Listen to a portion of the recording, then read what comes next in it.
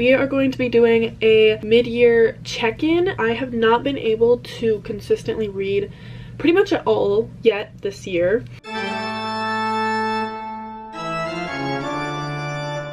So for my reading challenge, my goal on Goodreads was 23 books because I read 23 books, technically 22 last year, but I thought for some reason that I could do it again. And currently I am 6 books behind, sitting at 7 books, 5 of which I have read in the past 2 weeks, trying to catch up. And I have all 7 of them right here, and I'm very excited to talk about them because for some reason I've been really wanting to talk about these books. I have to flip them upside down to get them in order here. So starting off the year strong, and by starting off the year I mean March to June, I read Happy Place. Finally. I just realized the Target sticker is still on it. I started this while I was on vacation with my friends, and one of my friends and I wanted to read it together and just kind of, while we were on vacation, have something to talk about and a book to talk about, especially because I had not read a book all year. I think that on that vacation I got about 50-ish pages in, and then I just did not pick it up again until June, which is when I finished it.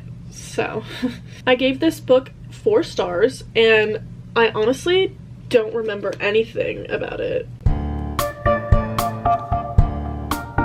Okay, upon reading the back, I do remember pretty much, I got the gist of it, and I see why I liked it. It was a little hard for me to get through considering that I just didn't pick it up for months after I started it, but I think once I kind of got into it, the ending got better for me. I think it was either the ending got better for me or it got worse. I don't remember, to be honest. Okay, so pretty much right after I finished Happy Place, I picked up Alone with You in the Ether.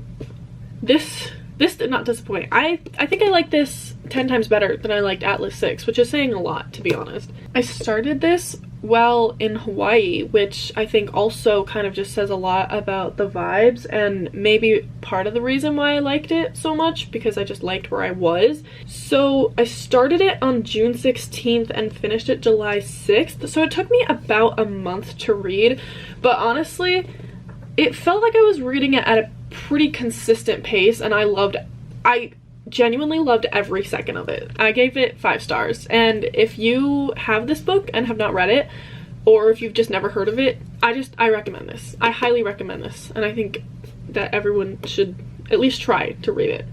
Ugh. Okay, so finished this July 6th, and then my next book I started on July 21st, and I finished it on July 26th. Funny you should ask. I started this book in a camper with my best friend that I started reading Happy Place with, and I think that I read about 100 pages in one sitting, which doesn't sound like a ton for some people, but for me that is a lot, especially considering the lack of reading I had been doing at this point in the year. I ate this book up. I read it literally every chance that I got. I picked it up and I was so excited. I got giddy. I was just physically excited to read this book and to keep reading it. Of course, I gave it 5 stars, and I'm very excited to read her other book. I forget what it's called. Once More with Feeling. I also have that book, and then she's coming out with another book, I think next year. So I'm excited for that. Apparently the second one I think is not as great as this one, and this one didn't have super great reviews either from what I saw, but I loved it. So I have high hopes for the second one. Maybe I'll lower them a little bit, but I really enjoyed this book.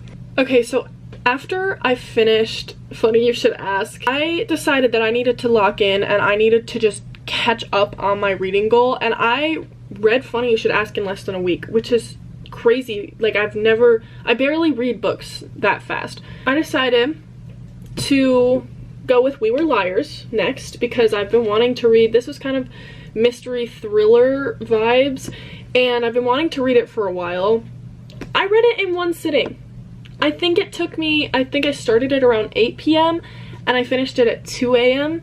and I only took maybe 30 minutes to an hour break max to shower and to eat, and then I just went right back into it, and I cried at the end. I know a lot of people don't really like this book. I gave it 4 stars. I personally really enjoyed it, and I think that reading it all at once helped gain more of a connection to the characters for me, and I think that that probably was the reason that I liked it so much. Anytime that people in reviews say that they could totally see all of the plot twists coming and it was so obvious and this and that, I never see them coming. I'm so completely oblivious, and even if I think that I might know, I have no clue. And this, I had 0 clue. Like how was I supposed to know that was gonna happen? So I do want to get Family of Liars, which is the prequel to this. Usually I don't like reading second books first, but I figured that this was okay because the prequel came out after this was released, I think. But I do plan on reading that. I don't own it, but I will read it at some point. So I finished that at 2 a.m. and then I woke up the next morning and I was just in the thriller mystery mood, and Holly Jackson is one of my favorite authors, and I've been waiting to read 5 Survive for a while. I've been wanting to read it for so long. I've read all of the Good Girls Guide, including the little prequel novella. Loved every single one of them. This was no different. I gave it 4 stars. I think I read it in 2 days. My reading recently has been crazy, but I also, as I started this, I was going on vacation again. I was going camping, so going camping and kind of being in the woods and not really having anything to do, that is my peak reading time, I swear. One of my favorite parts about this is how the twists at the end just kept twisting, and I didn't really know what to expect until after I was reading the little news article thing, and that's when you actually found out what happened. Honestly, I was genuinely getting spooked, and I was scared, and the fact that this takes place in the middle of the woods, and I was going to the middle of the woods, it was scary. But overall, I think it was very well written, as usual. I love her writing. I love the books and the concepts and the characters and stuff like that.